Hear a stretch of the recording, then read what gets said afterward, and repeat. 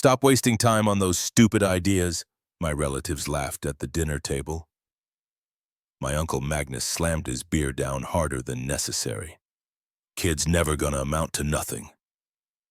My name is Xavier Blackstone. I'm 24 years old, and for the past 3 years I'd been building a cryptocurrency trading platform from my basement apartment in Memphis, Tennessee. While my family gathered every Sunday to mock my computer games, I was quietly creating an empire they couldn't even comprehend. Xavier needs to get a real job, my cousin Darius would say, flexing his construction worker arms. Stop playing pretend businessman.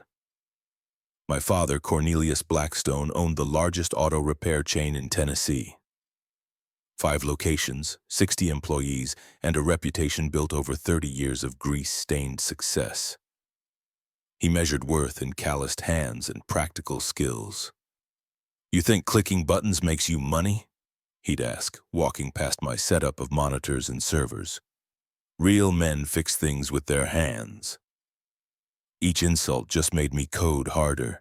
Each laugh made me more determined to prove them wrong. For months, I'd been working 18-hour days developing an algorithm that could predict cryptocurrency market movements with 87% accuracy. While Darius was laying concrete and my father was rebuilding engines, I was revolutionizing digital finance. The breakthrough came on a Tuesday. My platform caught a Bitcoin surge 12 hours before it happened, generating $340,000 in profit for my beta users. By Thursday, 3 venture capital firms were calling. By Saturday, I had an offer that would change everything. Stellaris Ventures wants to acquire my platform, I told my girlfriend Celeste over coffee. They're offering $18 million. She nearly choked on her latte. $18 million? Are you serious? I showed her the email on my phone. Her hands shook as she read it. What are you going to do? I thought about every family dinner where I'd been the punchline. Every Christmas where Magnus introduced me as the nephew who thinks he's Steve Jobs. Every birthday where Cornelius suggested I apply to trade school. I'm going to accept it, I said. But first I'm going to Dad's birthday party next weekend. Cornelius was turning 55, and he'd invited everyone, extended family, business partners, longtime customers. It was his annual show of success where he'd display his achievements and remind everyone what real accomplishment looked like. I spent Tuesday at the Lamborghini dealership in Nashville. The sales manager, Harrison Vega, kept glancing at my jeans and sneakers skeptically until I mentioned my budget range. "You're looking at the Huracan," he said, leading me to a gleaming yellow machine. "This particular model starts at $240,000. "I'll take it," I said, pulling out my phone to transfer the down payment. His eyebrows shot up. "Sir, perhaps you'd like to discuss financing options?" "No financing needed." I showed him my bank statement. "Full payment." 2 hours later, I drove off the lot in a car worth more than most people's houses. If you're enjoying stories about proving family wrong through success, make sure to subscribe, because what happens at this birthday party will leave everyone speechless. Saturday arrived with perfect Memphis weather. I timed my arrival for exactly 2:00 p.m., when I knew the backyard would be packed with relatives, family, friends, and Cornelius's business associates. The Lamborghini's engine announced my presence 3 blocks away. By the time I turned into the driveway, heads were turning. I parked between my father's prized Ford F-150 and Magnus's work truck, the yellow paint gleaming like liquid sunshine. The backyard fell silent as I stepped through the gate. Conversations died mid-sentence. My Aunt Priscilla's potato salad spoon froze halfway to her mouth. "Sorry I'm late," I called out, walking toward my father at the grill. Traffic from Nashville was brutal. Cornelius recovered first, forcing his trademark grin. "Well, look who decided to show up." He clapped my shoulder too hard. "Whose car did you borrow to make that entrance, son?" Laughter rippled through the crowd. Magnus raised his beer. "Kid probably rented it for the day."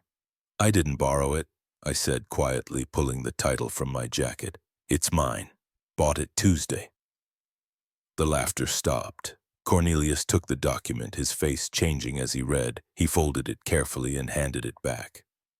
Must be nice having rich friends who trust you with expensive toys, he said, turning back to the grill. Grab a plate. Your mother made her famous coleslaw. Throughout the afternoon, I tried to have real conversations with my family. Each time they deflected. When I mentioned the acquisition, Magnus changed the subject to construction contracts. When I explained my technology to my cousin Jasper, Cornelius interrupted to ask about football scores. My mother, Evangeline, pulled me aside near the dessert table. Honey, what's really going on? Your father says you got lucky with some internet thing. It's not luck, Mom. I built something valuable. A company in Silicon Valley wants to buy it for $18 million.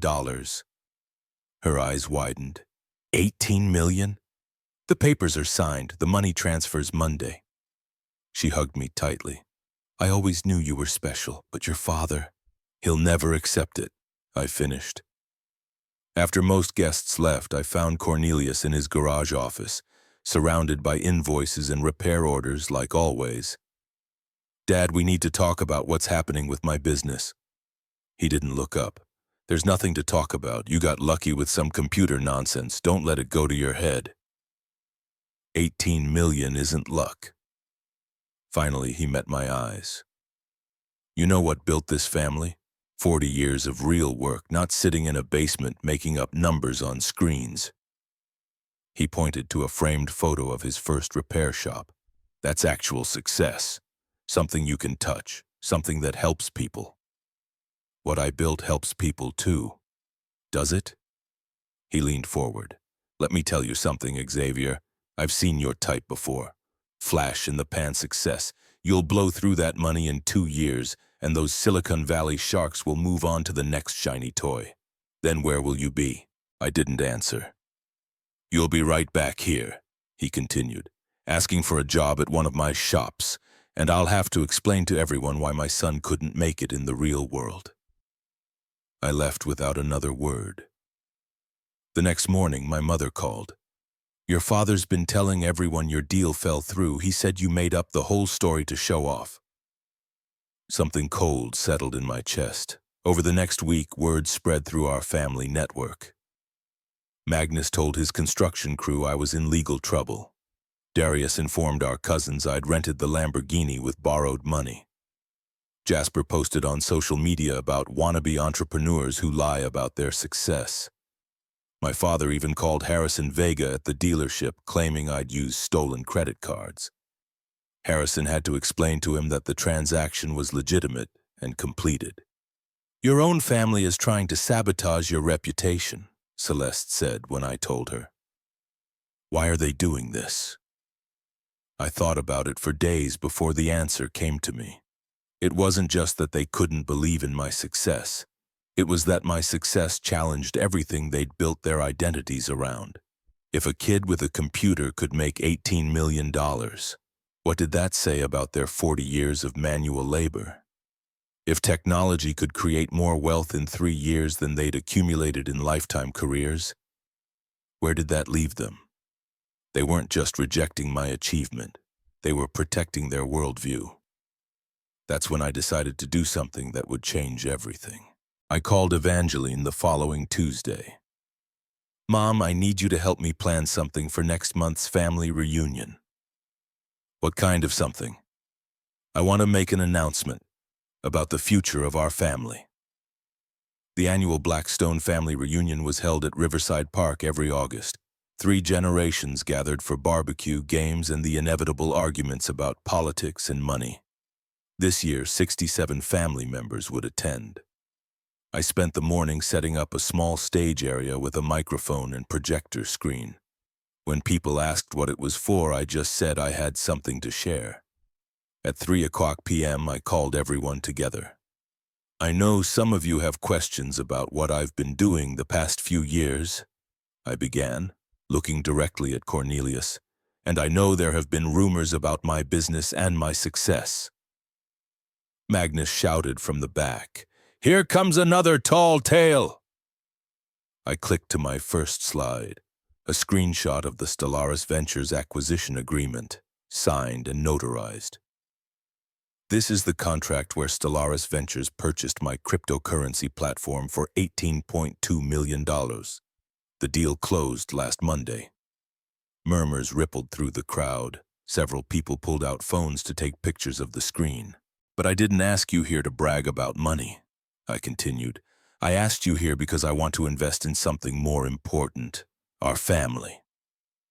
I clicked to the next slide, architectural renderings of a modern office building.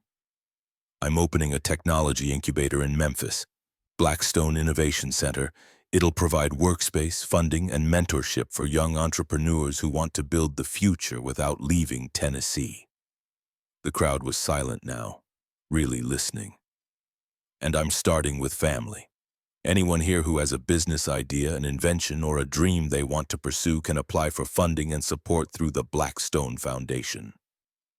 I looked at my cousin Jasper, who'd always talked about starting a food truck, at my sister Luna, who'd designed clothing patterns but never had money to launch, at Magnus's son Orion, who'd invented a construction tool but couldn't afford a patent. This isn't charity, I continued. It's investment in people I believe in ideas that matter, in keeping our family together while we build something bigger. I clicked to the final slide, a photo of the entire family from last year's reunion. Cornelius taught me that real success comes from building something that lasts, something that helps people. He was right. This is me building something that lasts. The applause started slowly, then grew. My mother was crying. Several cousins were nodding and whispering excitedly, but I was watching my father. He stood at the back, arms crossed, face unreadable. After the presentation, family members swarmed me with questions and ideas. Jasper wanted to discuss food truck logistics. Luna sketched clothing designs on napkins.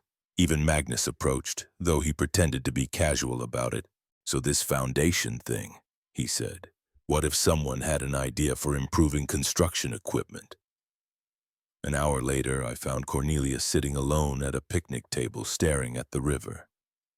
Mind if I sit? He shrugged. I sat down beside him. You planned this whole thing, he said finally. The car, the acquisition, this big announcement. I planned to succeed. The rest just happened. And now you're the big shot throwing money around to make yourself look good. I shook my head. I'm doing what you taught me, building something that helps people, something that lasts. What I taught you? His voice was bitter. I taught you to work with your hands, to fix real problems. You taught me to work hard, to never give up, and to measure success by how many people you help. I looked at him. The tools changed, but the lessons didn't. For a long moment we sat in silence. Finally he spoke. That algorithm thing you built, does it really work? Want to see? I pulled out my phone and showed him my trading app. We watched as it predicted a small market movement in real time, then saw that prediction come true 15 minutes later. How does it know? He asked, genuinely curious for the first time. Same way you know what's wrong with an engine by listening to it, I said. Pattern recognition. Experience. Except instead of listening to engines, it's listening to markets. He studied the screen. And people pay you for this? They pay me for predictions that help them make better decisions, just like your customers pay you for repairs that help their cars run better. Something shifted in his expression. It's still just numbers on a screen. So is the diagnostic computer you use in your shop. So are the bank deposits when customers pay you. Tools evolve, but the work remains the same, solving problems for people. We talked for another hour. Really talked, maybe for the first time since I was 12. He asked questions about my technology, and I asked about his business. We found common ground in the challenge of building something from nothing, of earning trust one customer at a time. As the sun set over the river, Cornelius stood up to leave. That foundation of yours, he said, not looking at me. If you're serious about helping family members with businesses, yeah? I might have an idea or two. 6 months later, I stood in the lobby of Blackstone Innovation Center, watching my father explain his automated diagnostic system to a group of potential investors. He'd developed a way to predict engine problems before they happened, using sensors and machine learning. His tools had evolved, but his expertise remained invaluable. The foundation had funded 12 family ventures. Jasper's food truck was already expanding to a second location. Luna's clothing line was selling in boutiques across 3 states. Magnus had patented his construction tool and was licensing it nationally. My success hadn't diminished theirs, it had amplified them. Cornelius finished his presentation to enthusiastic applause. As investors surrounded him with questions, he caught my eye across the room and nodded. Not approval exactly, but acknowledgement. One builder recognizing another. The yellow Lamborghini was still parked in my garage, but I rarely drove it anymore. These days, I preferred my practical sedan for the daily commute to the Innovation Center. The car had served its purpose, getting attention, making a statement, proving a point. Now I was focused on building something that would outlast any single achievement, something that would matter long after the shock of my success had faded. That evening, I sat in my office overlooking downtown Memphis. On my desk was a framed photo from this year's family reunion. 3 generations of Blackstones, all wearing Blackstone Innovation Center t-shirts, all smiling like they meant it. My phone buzzed with a text from Magnus. "Just got our first international order for the tool. This is insane. Thank you." I smiled and turned back to my computer, where new applications for foundation funding waited for review. Each one represented another family member with a dream, another chance to prove that success wasn't a zero-sum game. The kid they'd called a failure was now the one they came to for advice, for funding, for belief in their ideas. But more importantly, I was the one bringing them together around something bigger than any individual achievement. That felt like the kind of success that would last.